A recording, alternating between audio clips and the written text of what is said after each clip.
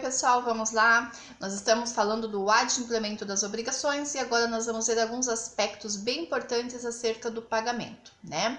Então, nós vimos que o pagamento é o meio mais originário e natural de extinção das obrigações, né? É o meio pelo qual eu provoco, ou melhor dizendo, eu promovo o adimplemento das obrigações, e alguns aspectos são importantes. O primeiro aspecto relevante quando a gente fala de pagamento é saber quem deve pagar. Quem é que deve pagar pela obrigação ou cumprir a obrigação que foi pactuada, né? Vocês têm de base aqui para começar, vocês podem olhar lá o 304 a 307 do Código Civil. É lá que está previsto no Código toda a estrutura de quem deve pagar a obrigação ou cumprir a obrigação. Primeira regrinha, né? E uma regrinha que na verdade é norma geral, né? Qualquer interessado pode pagar pela obrigação. Isso é o que diz o 304. O 304 do Código Civil diz assim: qualquer interessado na extinção da dívida pode pagá-la, usando, se o credor se opuser, dos meios conducentes à exoneração do devedor. Então, está dizendo assim, todo mundo que tem interesse no pagamento da dívida é parte legítima para pagar e pode pagá-la.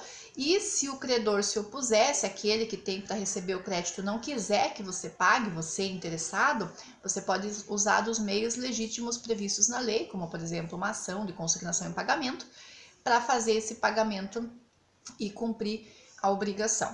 Chamo a atenção de vocês para um detalhe. Percebam que o 304 está falando qualquer interessado. Ué, quem que é interessado no pagamento da obrigação? Interessante, né? Lembra que eu sempre falo que o legislador não tem palavras inúteis. Ele geralmente não coloca palavras inúteis na redação da lei. Então, se está escrito qualquer interessado e não apenas o devedor pode pagar, é porque o legislador quis dizer algo a mais aí, não é? Porque se fosse só o devedor, ele teria escrito o devedor é quem deve pagar a obrigação. Básico, a gente sabe disso, né? Mas esse qualquer interessado aqui, ele traz para nós algumas coisas interessantes. Por quê? Porque ele traz a figura do interessado. Ué, quem é interessado? E lembrando assim, quando a gente fala de interessado, a gente está falando de alguém juridicamente interessado. Esse é quem tem a possibilidade de efetuar um pagamento. E quem que é interessado numa obrigação que não seja o devedor? Ora, claro, né? O credor porque vai receber, mas interessado em pagar. Quem pode ser interessado em pagar uma obrigação? Primeiro de tudo, o devedor, aquele que assumiu, assinou o contrato, aquele que se responsabilizou pelo pagamento da obrigação. Mas tem mais gente aí que pode ser interessado no pagamento da obrigação. Já pensaram na figura do fiador? Já pensaram na figura do avalista?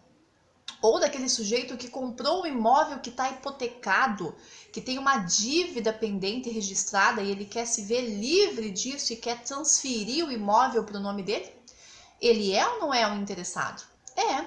O fiador é ou não é interessado que a dívida seja paga para que depois isso não vire uma bola de neve e venha em sua direção? Porque ele é garantidor da obrigação, não é?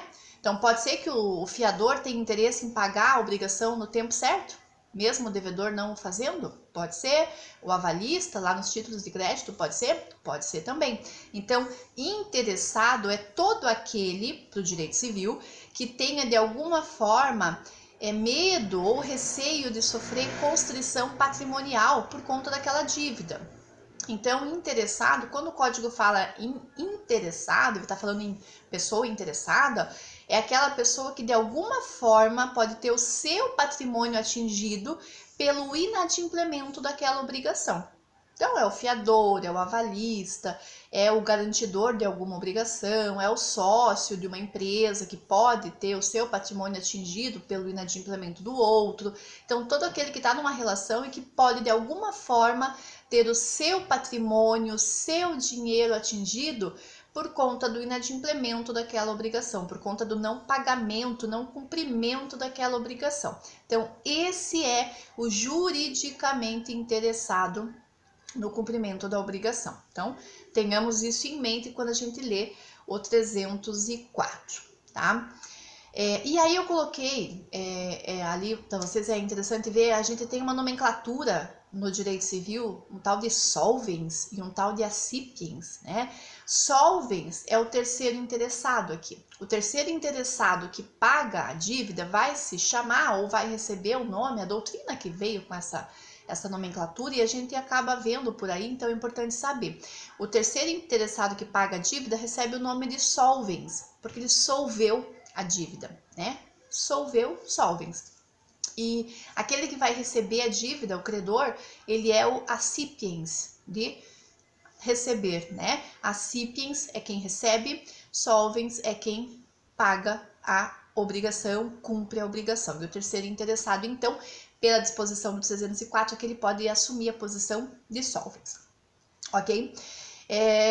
E teria alguém que seja, na relação jurídica obrigacional, um terceiro, mas que não seja interessado e que eventualmente queira pagar essa dívida também? Pode acontecer? Pode. Há casos em que terceiros que não firmaram o contrato, que não participam daquela relação obrigacional, queiram, por alguma razão, e aí a razão é pessoal, não é jurídica, não é contrato de fiança, não é contrato de aval, não é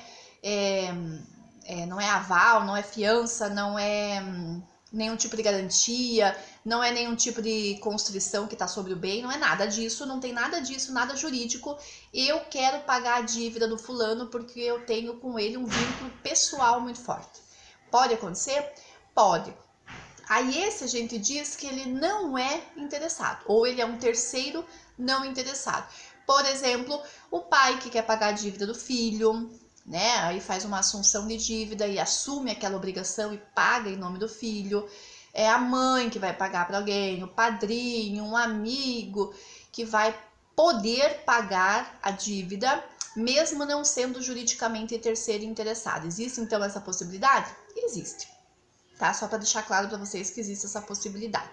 E aí, nós temos aqui no nosso roteiro, né, duas situações, né? Primeira coisa aqui, se o terceiro não interessado pagar em nome próprio, ele pode depois pedir o reembolso daquilo que ele pagou, né? Mas ele não vai se subrogar nos direitos do credor. Por que a gente tem que analisar isso? Porque se a gente lembrar que tem sempre aquele terceiro interessado, ou não podemos dizer que tem sempre, mas via de regra, pode ser que tenha alguém interessado no cumprimento da obrigação e esse alguém pode pagar. Se esse terceiro interessado pagar pela dívida, nós temos uma consequência jurídica, que aí nós estávamos falando dos solvens, né? Esse terceiro que paga a dívida, ele assume a posição de solvens, porque ele pagou, e automaticamente ele assume a posição de credor em relação ao devedor originário. É a tal da subrogação, que nós já falamos ali na sessão de crédito e tornamos a falar agora também, né? Na sessão de débito mencionamos essa questão da subrogação.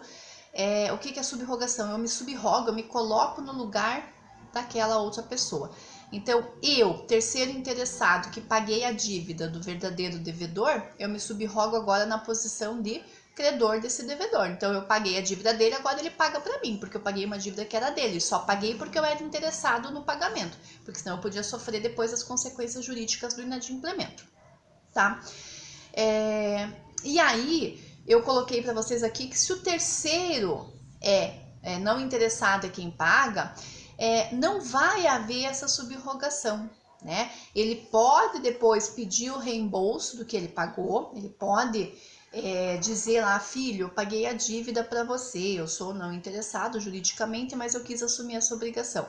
Ele pede o reembolso do que ele pagou, mas ele não se subroga nos direitos do credor, né? Ele não vai assumir a posição de credor ali, conforme está previsto no 305 do Código Civil. Por quê? Porque ele não é terceiro interessado.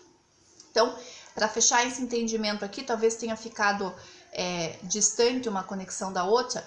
Terceiro interessado que paga a dívida do devedor originário se subroga na posição de credor. Ele vira credor do devedor, né? Puxa, eu paguei a tua dívida, agora você paga para mim, né, rapaz? Porque eu paguei para você.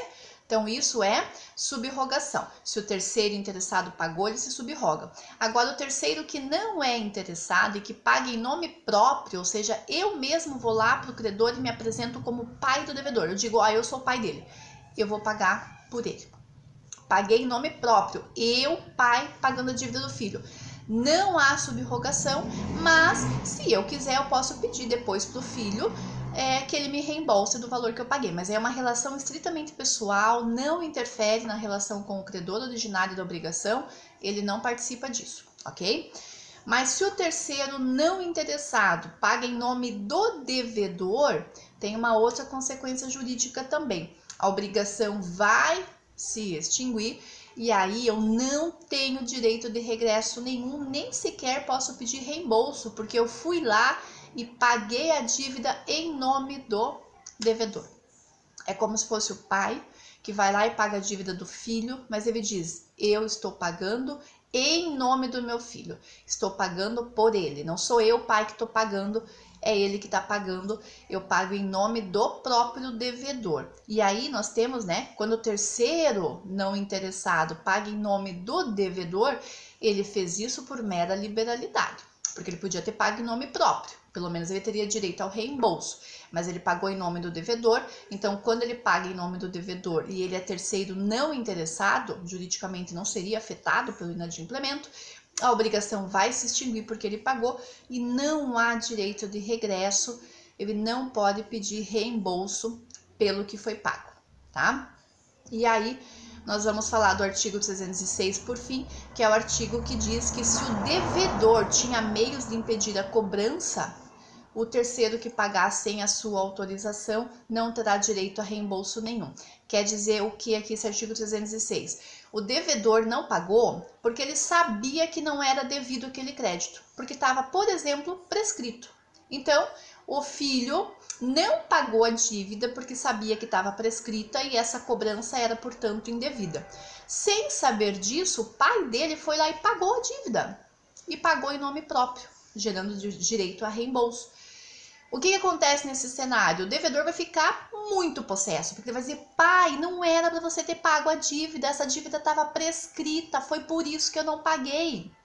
Na prática, o 306 está dizendo, quando isso acontecer, ou seja, quando o devedor estava inadimplente porque ele sabia que ele tinha meios de impedir a cobrança, por exemplo, ele ia alegar prescrição depois, lá na frente, e alguém pagou por ele, ele não está obrigado a reembolsar. É isso que diz o 306, ok? Fechou aqui? Daqui a pouco a gente vai ver a quem se deve pagar. Já voltamos.